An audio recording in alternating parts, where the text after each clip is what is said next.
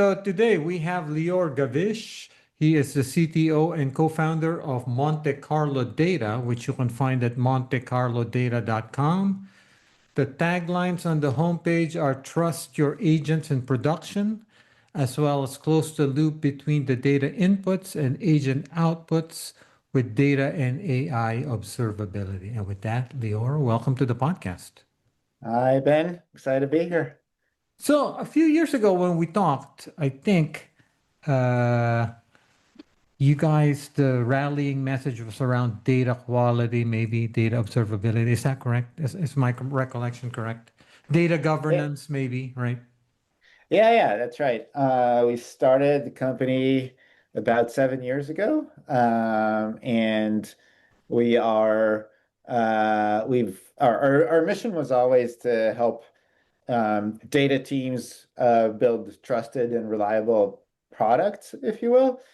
Um, and the main way by which we've helped data teams do that was with data observability, which is this idea of, let's capture a lot of telemetry about pipelines and about data products and track them over time and understand when there's issues in a proactive manner as opposed to, getting feedback from users or stakeholders.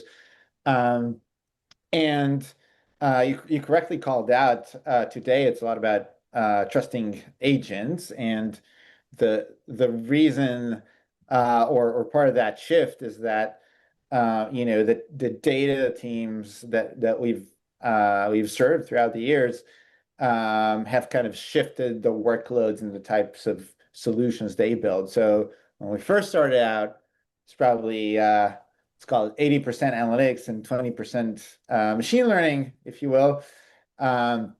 Today, most data teams have transitioned to be data and AI teams, right? You could literally see that on LinkedIn.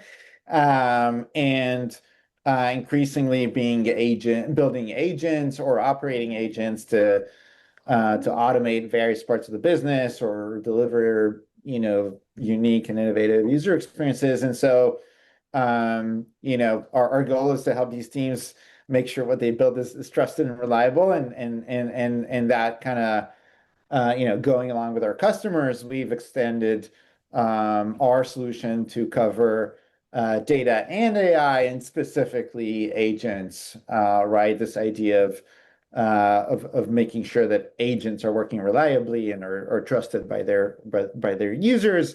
And we'll talk about more today about how we actually do that or actually tackle that, but that's kind of how that was our journey over the last few years. So I guess to clarify, Lior, so before you worked with these data teams. Mainly, these teams are responsible for building and maintaining pipelines, right? So as you pointed out, most of those pipelines were in support of analytics, uh, less so machine learning, and now maybe it's much more AI, and the analytics are still there. But I guess just to clarify, so the claim here is that you are increasingly seeing more of these teams actually relying on agents. So, in other words, for our listeners out there who are still somewhat skeptical that there's a lot of automation happening in data engineering and so forth, uh, give us kind of a high level overview of the reality for these teams. Of the reality. It's shifting quickly, I'd probably say. So, If you so ask the me a year, entry level data engineering job, before, you have this new fresh graduate, right? So here, build a pipeline. This is how we get you familiarized with the data platform and the data sources and so on and so forth. So that's being automated away, right? that's correct. I think just like pretty much any function or type of skill set, AI is quickly getting into the workflows. And I think engineering is probably, I think you called it out as well in your content. And engineering is probably leading the pack in terms of the amount of automation, right? Like maybe alongside customer support. And data But engineering in particular lends itself to this in some ways, right? So, correct. Lots of code there, and code is something that AI does extremely well. And so a lot of the things that used to be, a lot of grunt work, can now be done exceedingly quickly with code generation tools. And I think there's kind of two things that are happening. Like, on before you continue there, Leo, so to put it in even finer context, so for our listeners, right, so who may be thinking that, hey, what Lior is talking about might be happening, but it's only happening in the Bay Area to tech teams, to startups, right? So what about Lior Enterprise and much more kind of the traditional companies that are not in tech? Yeah. Um, I would say at this point, so let me split my answer in two, right? Like there's adoption of AI tools, for example, for code generation and to automate various pieces of the stack. And then there's building AI tools for that are custom for your business, right? For example, automating your own customer support with AI, or creating. Or even just let's focus on what you folks are interested in, which is these data and AI teams. So what is the state? Right. First, is it mostly happening in the tech sector or not? Right. So, So I could speak confidently to this because our customers kind of span the gamut, from every sector of the economy, including tech companies, but also manufacturing and media and even education, right? Like really any sector of the economy. And I would say, um, adoption of AI tools and workflows is very common, across every sector and every geography. I've hardly run into anyone that does not use AI, for example, to do coding, things like that. Um, I think in terms of building, AI tools, for your own business, building your own agents to do various, function or industry specific capabilities. And again, it spans the gamut, right? In media, it might be about tagging your content. Um, in logistics companies, it might be, with helping your sales team, interact with customers, or your field operations teams operate, facilities and equipment. And really, there's a million use cases, and I think that's starting to shift quickly, right? If you asked me like a year ago, I'd probably tell you AI is primarily in the news and in the Bay Area, and not much more than that. But I think now we're starting to see that change, right? Like I think, um, a huge portion of our customers are either already in early stages of production, with agents, or about to do that, and some have already scaled it. Some of our customers have basically built, um, at least a number of agents, sometimes thousands of agents in production. They're serving really real customers, real users, at a massive scale. And that is not something I could say a year ago. And again, in all geographies and all sectors of the economy, I think it's starting to happen.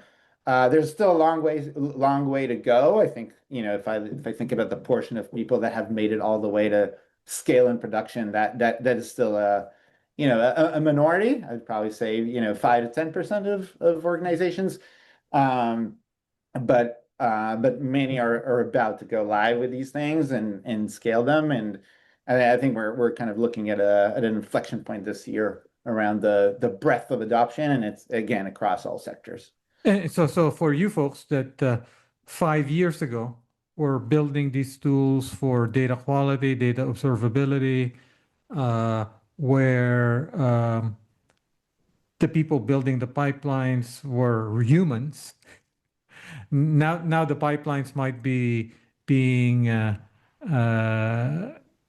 I guess built with agents, or even agents are the ones who are kicking off these pipeline jobs and so on and Mhm. so forth, right? So in many ways, your product is the same, but the user, so to speak, has changed.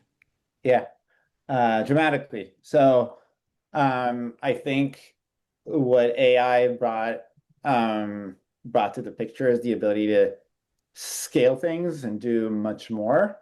So we're seeing, similarly sized teams doing a lot more, building a lot more, scaling things, and again, even building their own agents to do tasks in their own business.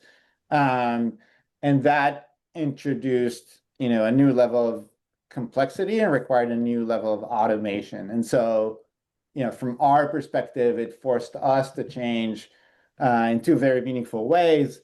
Um, and one is we've introduced what we call observability agents, which automate a lot of the workflows of how to monitor these systems and how to troubleshoot problems. And that's because people no longer have the time to figure out how to even observe these systems or how to debug them and understand what's broken because they're very complex. And so we've actually built agents to automate that work so that still, a small number of So humans. agents monitoring agents, basically. Correct. Yes, it's a little bit meta. One question for you, Lior. So because of AI, does that mean that? So I alluded to earlier. Okay, so there's a certain amount of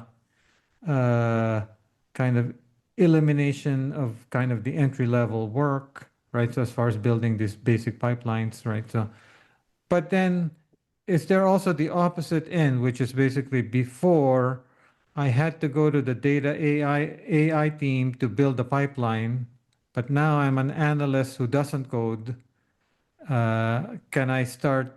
So is there, in other words, are there more people involved in building these agents, so therefore more things for you guys to monitor and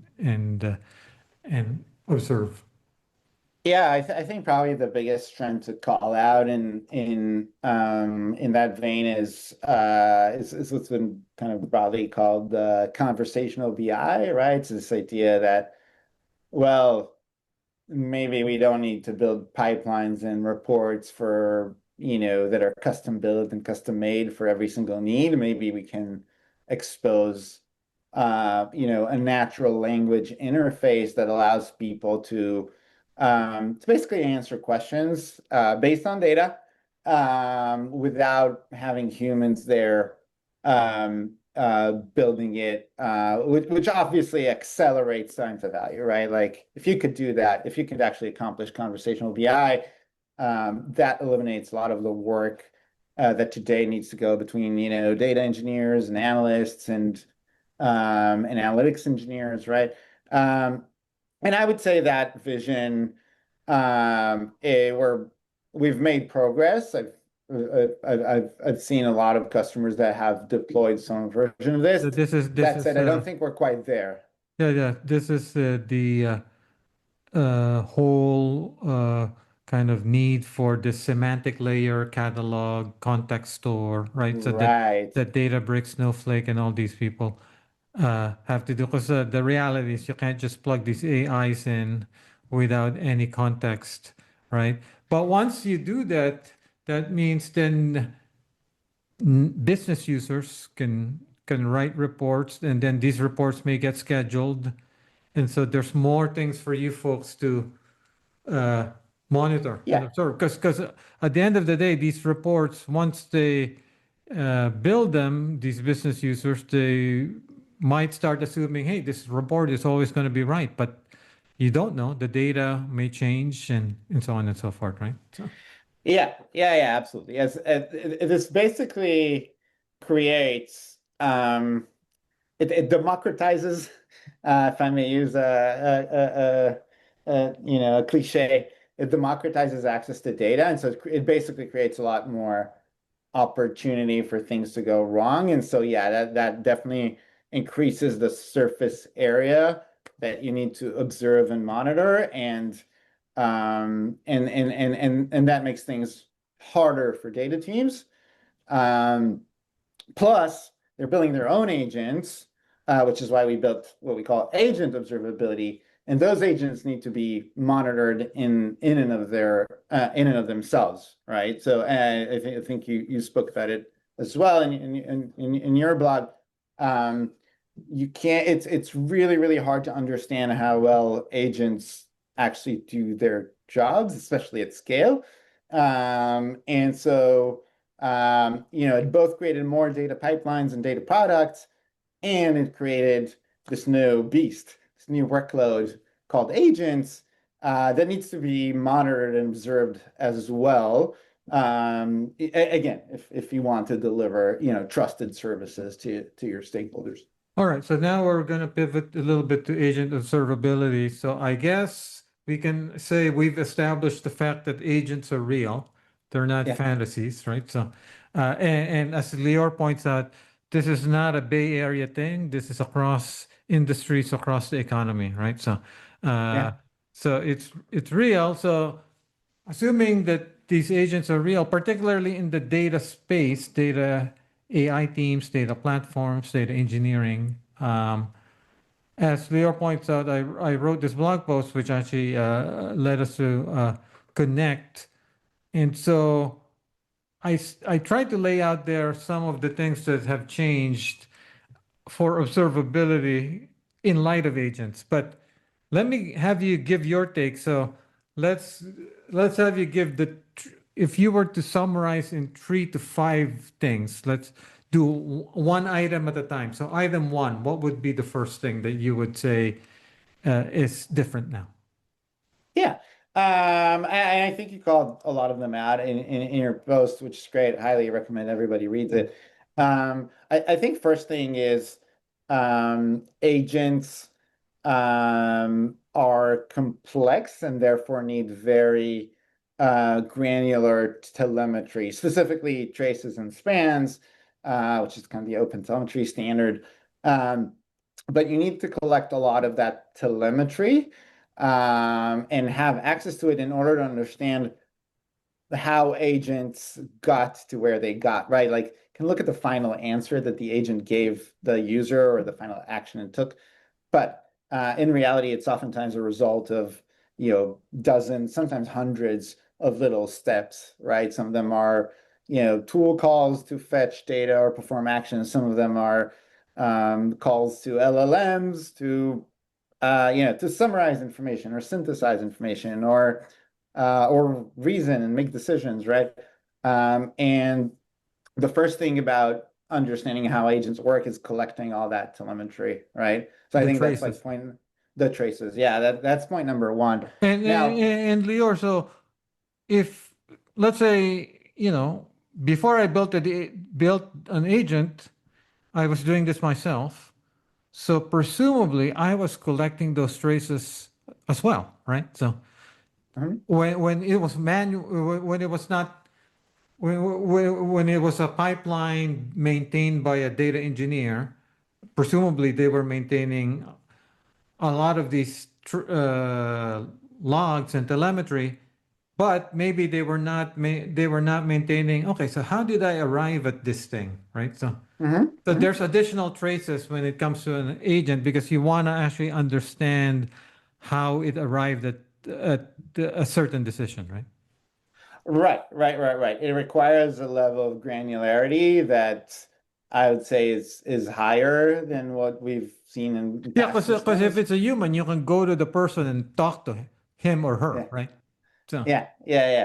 And it also tends to agents also tend to touch lots of different data sources during their execution, and so understanding how all of these things combine to produce the final output is actually really important.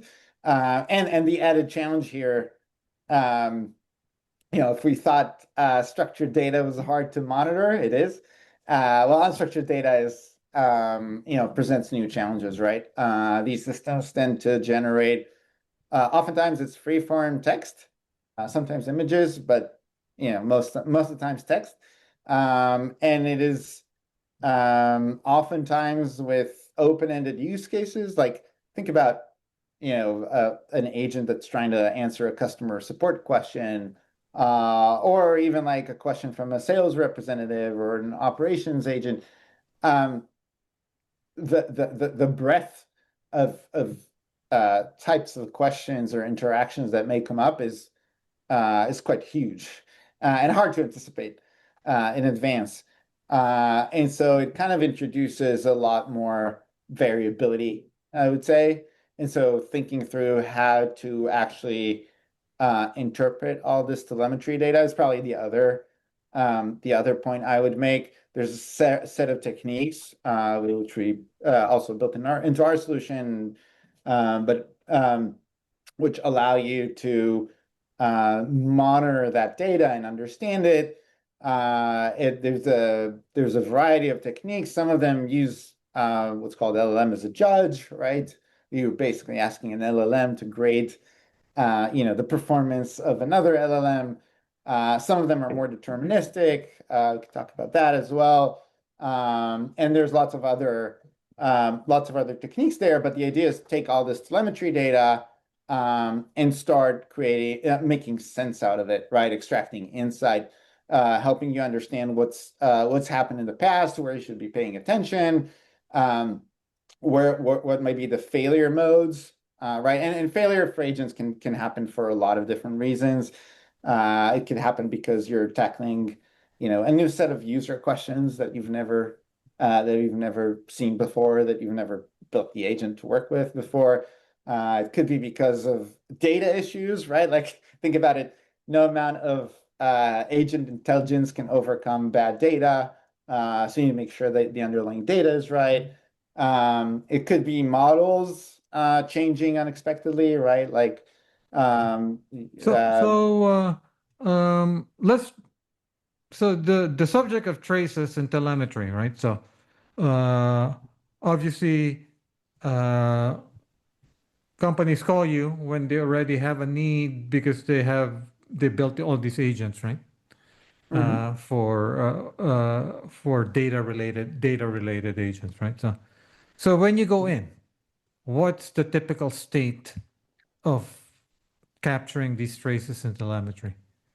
of capturing Poor, very poor, or awful, right? So there's good news and bad news. So yeah, the good news actually is that there are actually a lot of tools out there that will help you capture telemetry, and so but I would say, the telemetry from a data engineering perspective was there. You folks were doing that 5 years ago, right? yeah. Sure. Yeah. So I would say most people actually, or a lot of people actually have, let's say half of the time, people are collecting the telemetry. That said, um, there's it's hard to extract insight from the telemetry. I would say that's where Yeah. it was probably half that didn't collect telemetry I at mean, all, and then it was hard to extract insight from telemetry before agents, correct, right? correct, So correct. yeah, And again, agents introduce their own flavors of complexity, especially around the idea of managing non-deterministic flows and unstructured data. And so I would say the next hurdle is making sense out of that telemetry. And I would say even like capturing telemetry is a tricky thing yeah. with So agents. Lior, actually, to that end, here's a question that latches onto what you're about to say, which is some people believe that what's the big deal? We don't need new tools. We had telemetry before agents. Yeah, Why do we need new tools? So what say new you, tools. Lior? What's a Yeah. I'd say two things. There's probably two things I'd call out. One is there are certain the first thing is the telemetry for agents introduces new challenges, specifically um, around security and compliance, right? Agent conversations tend to have very, very sensitive information there. Mostly, and even if it doesn't contain sensitive, you don't know what's there because a lot of people are typing a lot of information into those agents, and those agents fetch data from all kinds of different systems. And so there's definitely a new challenge compared to kind of more classic telemetry, where the actual telemetry data is extremely sensitive. And so, from our perspective, that meant we needed to make sure the architecture is such that that data stays in our customers' control and environment, something that maybe in more traditional application observability wasn't as important. So that's probably point number one that I would say is different. Point number two that's different is how you analyze that data, right?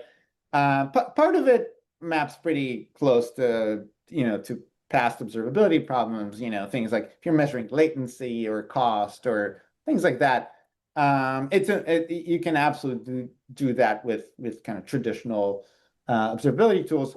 What gets really tricky is how do you actually measure the quality of the outputs of those agents and or different processing steps, right? Like, how do you eventually determine that a customer support interaction worked out the way you'd hope, right? That it gave high quality, or that analysis of a legal document or an answer to a commercial question, right?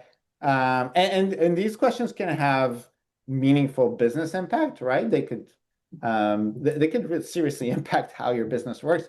But doing that with traditional observability is really tricky. It calls for a new set of techniques to actually track that execution, understand how it worked, and produce some measurable way to track its quality and its performance. So I'd probably say these are the two main differences where like more traditional observability tools kind of struggle, if you will, when it comes to agents. And then, as you alluded to earlier, right? So, if we put on our data engineering hats, right? So, pipelines break, or and so you need to debug. So, or they might even break in production, in which case you have an incident. So you need to have an incident response playbook. And part of that might mean you will have to really have really granular traces around reasoning, tool use, and all these things. So I presume you can try to shoehorn your old data observability tool to take advantage of if you had that data, but I assume that they won't work because they're not really built for that kind of data, right? Exactly, which is why we built, a solution. Again, we call it agent observability, which is tailored to this thing, so it can actually understand these traces and these executions and measure specific things to agents, such as, whether for example, whether the agent called certain tools that it was supposed to, and whether it did in the right order and things like that. But also, how relevant was the context that it fetched to the user's question, or how well the agent adhered to its instructions, or really any sort of evaluation, if you will, is something that's today built into the tool, and we make it easy for teams to collaborate around it, right? To build all those monitoring capabilities that are specific to agents. It's not just it definitely wasn't just slapping on data observability into agent telemetry. It was actually in a way structuring that data and adding new capabilities so that teams can have a single pane of glass into how agents work and how the underlying data works, right? And I think that's what really is pretty exciting here. It's this idea of um, you know, governing the inputs to agents, which is the data, and the outputs of agents in a single solution, having that end-to-end visibility to tell you whether the agent got bad data or it got good data and made bad decisions, right? Or created bad outputs, right? Having that in a single solution is really the magical piece here.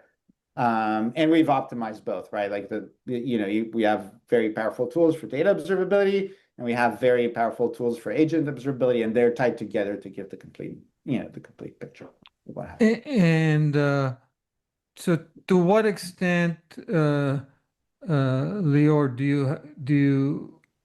so are you constantly having to adjust what you do based on these new model releases, right? So for example, I guess we haven't had a major departure recently, but reasoning models were somewhat different from what preceded them, right? So I presume in the future there will be some new paradigm, right? So maybe increased multimodality. I don't know. But Right. to what extent does what you do depend on the nature of the model? We our own implementation does not depend that much on the nature of the model, if you will. In fact, what I we mean, do, the people building the agents are using, they might start using models that have a different kind of behavior or paradigm. Does that matter to what you do? yeah, I mean, it's actually one of the biggest reasons customers use observability in the first place, right? Um, Even if your data is perfect, even if you've had a great implementation and it's flawless, what ends up happening is that model providers change the models all the time, oftentimes under the hood without you explicitly switching the agent version.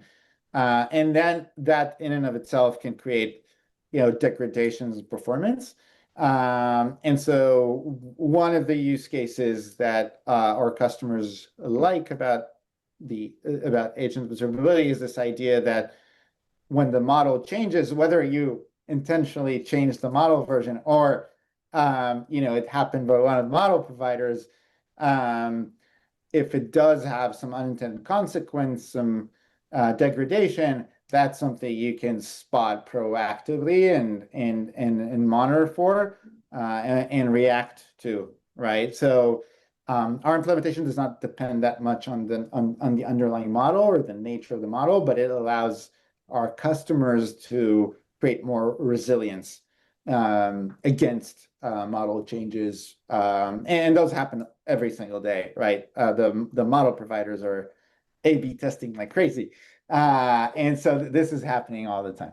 So have you folks thought about the broader umbrella of agent optimization? So it seems like observability is an important part of agent optimization. And by agent optimization, I mean, making an agent workflow more dependable, even if it uses long tool chains, Yeah. even if it relies on LLMs that are stochastic.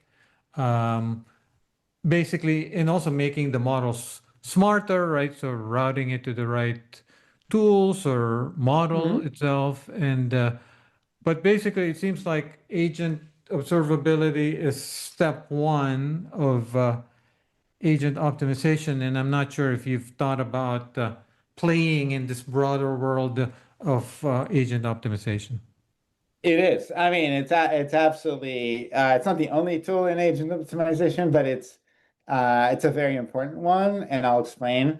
The way most teams start when building agents is oftentimes doing things by hand, honestly. Like, Yeah. running the agent on a few examples, eyeballing the results, seeing kind of how it works, and building the first prototype. And then what typically and if they're very if they're very good and as they make progress they'll usually also start maybe annotating things, right? And keeping some, golden data set that, where you can run the agent again and again on the same data and measure, whether it's doing better or worse and things like that. And those are the initial stages of agent optimization. The second stage tends to be this it's called beta stage, where you expose the agent to human users, testers, essentially, and start to collect feedback, right? Either qualitative feedback, like going to these people and asking them, like, well, how did it work for you? What did you like? What did you not like? Or sometimes feedback that's collected through the product experience, right? Like a thumbs up, thumbs down kind of thing. Yeah, Um, product analytics and user feedback as the primary quality signal, right? So, right. And when you do that at the beta stage, right, like with small number of users, you can probably realistically review all of the conversations, or a human can review all the conversations, and at least all the ones that are flagged as problematic.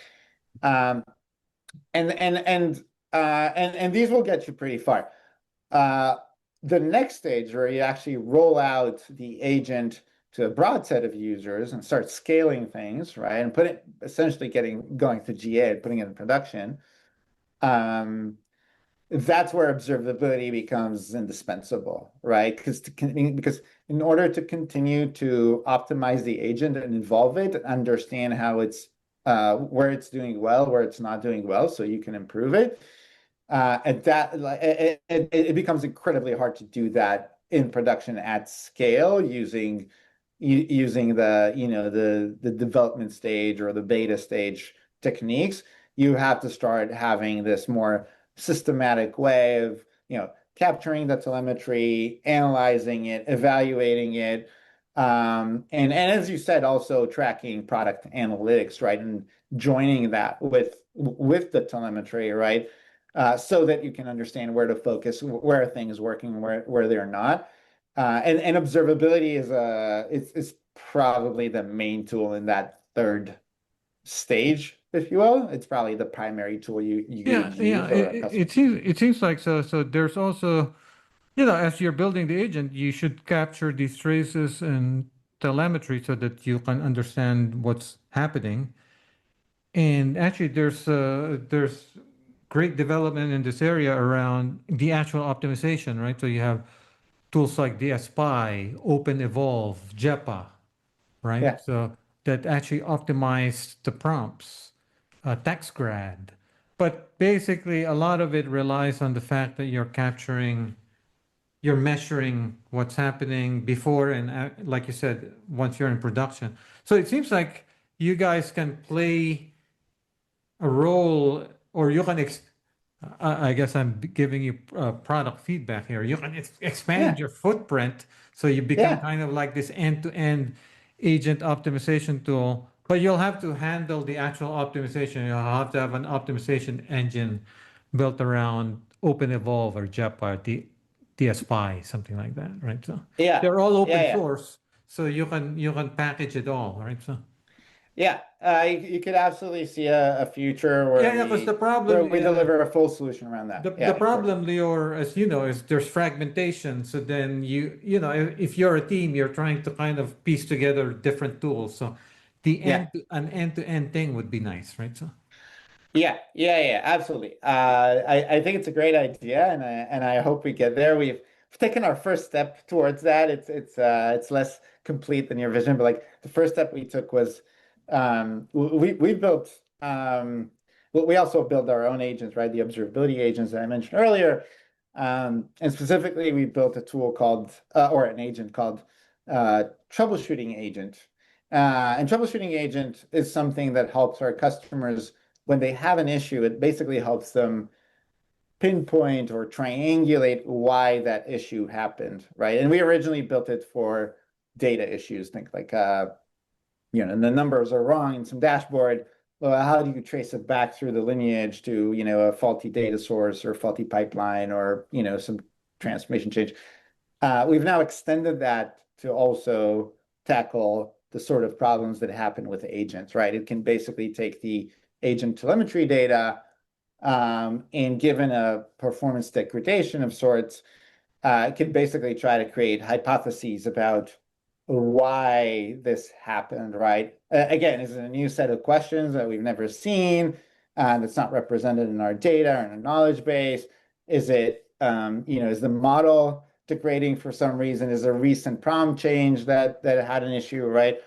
And so that's something that's been extremely exciting for our customers. And I agree with you. You can probably take it a step further and integrate some of these more holistic solutions that will actually not only like identify hypotheses and make some good, and actually get you to the actually do that. Yeah, yeah, yeah. optimal solution in a principled way. I think it's Uh, an exciting it's an exciting path to explore for sure. I agree. Now, and uh, two other topics I want to cover. One is synthetic data and the whole uh, uh, testing your agent before you go to production. Do you folks care about this, or you're only care? Your solution right now is focused on agent is deployed, we come in. So you don't play in the area of helping me get my agent ready for production. So today we don't have tooling around synthetic data. Yeah, test sets, Uh, right? So make sure that yeah, we do help before things go to production in the sense that we can help capture telemetry and in yeah. CI/CD or dev environments and monitor that data as well. We haven't gotten so much into creating test data sets. It's an area we might explore in the future, but we are really kind of coming at it from the production-oriented Yeah, yeah. view. And the tricky part, so and I think you called it out in your writing as well. If evals or evaluations is a word that has become extremely popular, and everybody talks about it. In reality, it encompasses a lot of different types of capabilities, right? And it spans the gamut, right? Like from evaluations are a way for, a model developer to test a new model that they trained or fine-tuned, right? Like OpenAI uses evals left and right to evaluate its own models. It's also,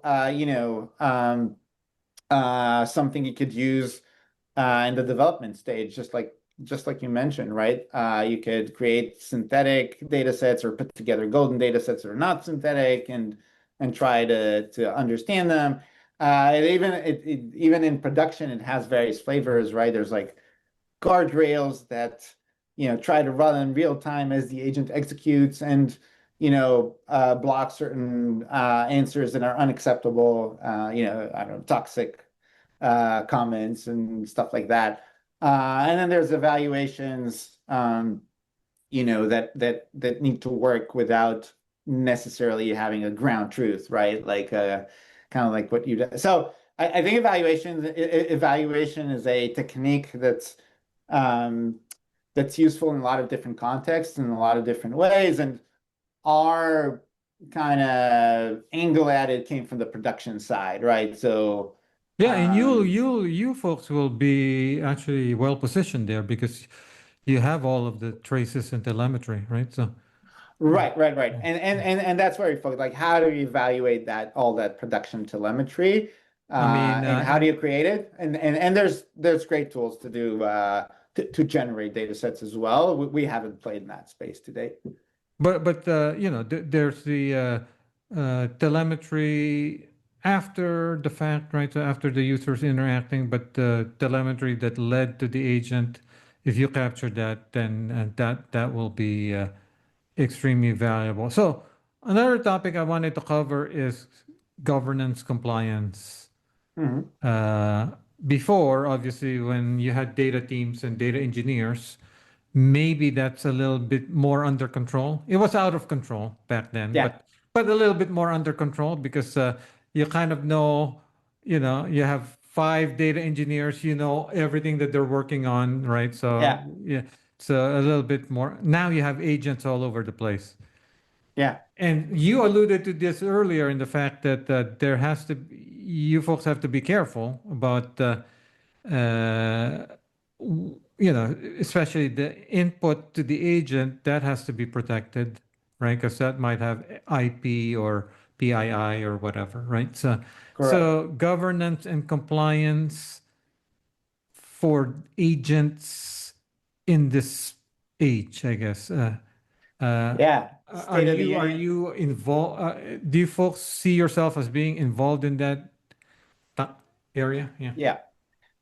It's so government AI governance is a pretty broad topic in my view. It has a It's lot an of different. industry. It's an industry. There you go. Yeah. And you know, private. You know, I might be wrong, but my personal take is that there's going to be a lot of tooling around it, but no one tool to rule it all because governance spans, you know, all the way from Guardrails, right? yeah, all the way from guardrails to you know, like even think about it. Some of it is even security. It's kind of like Yeah. Yeah. which agents do I even have running? Like discovering all the agents that you have and all the data they're accessing and But making sure access. now also you have regulations, so compliance, right? So Right. and you folks are obviously capturing these traces in telemetry, so that has to be compliant as well, right? So Right, right. So I think we have a role to play. I mean, we work with AI governance teams, right? Some of our customers use us for that purpose, and it's also industry specific. Financial services, I can tell you, are going to be very different from media organizations. Are going to be very different from health organizations, right? They all have their own set of regulations. Um, but yeah, I mean, observability plays a role in the sense that it allows you to measure certain compliance requirements and audit what agents are doing and report on it in a way that's consistent. And I mean, in the same way that data quality is part of data governance and even compliance in some industries, there are certain things you need to, you will need to, it's still TBD because I think the regulation around is still taking shape. I don't think there's a ton of regulation in place yet. I think it's mostly and theory. Lior people are using a lot of models, right? So most people use multiple models. Yeah, Honestly, you alluded to, using LLM as a judge, for example. So yeah. then that judge model, you have to be careful about what you send that judge model as well, right? So Exactly, exactly. And we chose an architecture, honestly, for exactly that reason. We chose an architecture that not only keeps the telemetry in the customer's hands, but also the judging. So we actually use models that our customers have control. provisioned Yeah. Yeah. in their own environment. It might be a cloud vendor that might be using, GCP or Snowflake or what have you, but it all stays in their own environment. So even like the judging happens within their own environment because, like you said, if you're going to take agent data again that came from lots of different sources and lots of different users, you don't know what's in there, and it could literally have anything. And so So it becomes really important to keep it in the am I gonna need an observability agent observability vendor, an agent governance vendor, an you agent optimization vendor? You know what I mean? Uh, yeah, I suspect you might. These agents are complex systems, and yeah, like doing security for them is very different from doing, reliability is very different from doing certain types of compliance. So like, yeah, we'll see. The environment is still shaping, but in the same way And that you then don't there's have, something to be said about specialization, which is basically why you folks exist, right? So, because right, honestly, if everything you do is, if your entire company runs on one thing, Snowflake or Databricks, well, maybe Snowflake or Databricks can address your problem. But the yeah, reality is most companies use multiple systems, right? And almost all companies, yeah, so exactly. that's why specialists like you around agent observability exists because you can cut across all the different things that people use. But then Correct. that Correct. means then, agent governance and agent optimization, that cuts across all these different systems. And then now I have all this vendor sprawl, man. For sure. Yeah. It's yeah, if I understand customers, like if I were a customer, I wish I could work with one vendor and get, the full picture. And but it's really hard for any single vendor to do it all.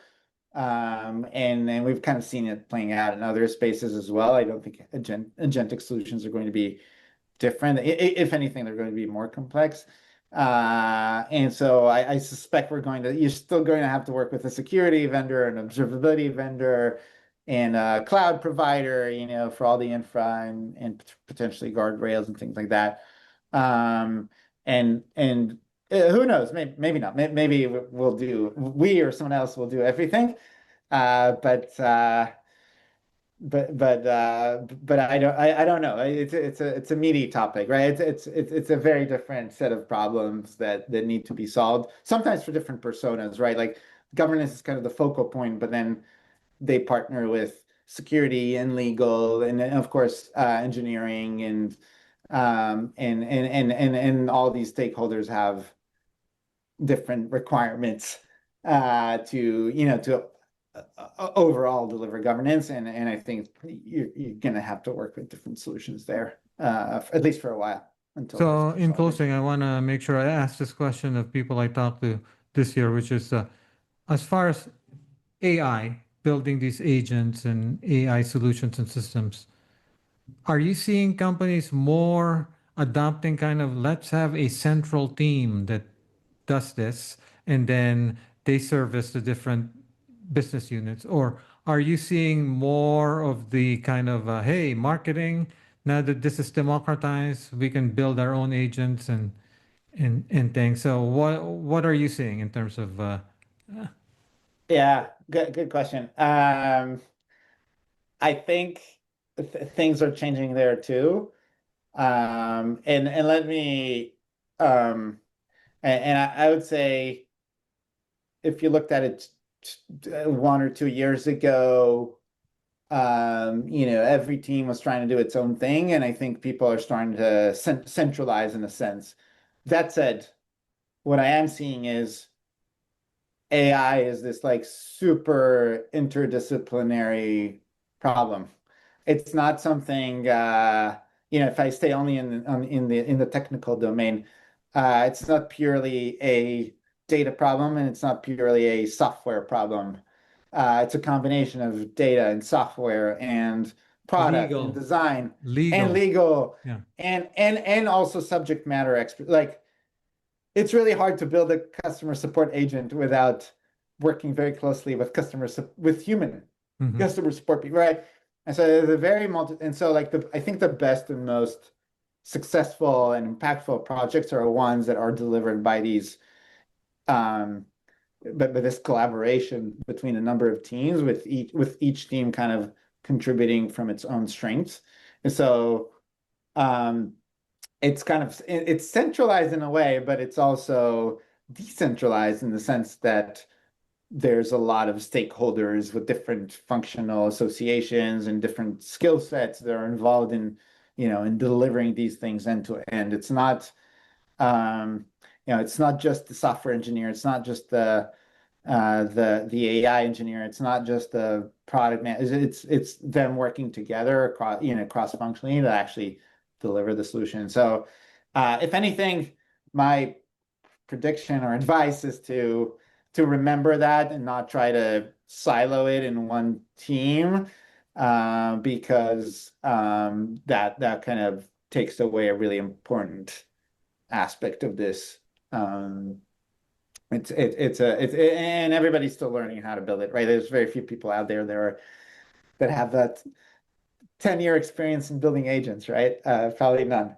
And so everybody's kind of learning how to do this, and it's evolving. So So it exciting seems time. like what I'm hearing from what you just said is that the companies who will succeed in this are the ones that develop probably a way to communicate internally. Hey, this Uh-huh. group of people put together this customer support agent and they kind of wrote up what they did, but then you feel free to talk to them directly, right? So, Yeah.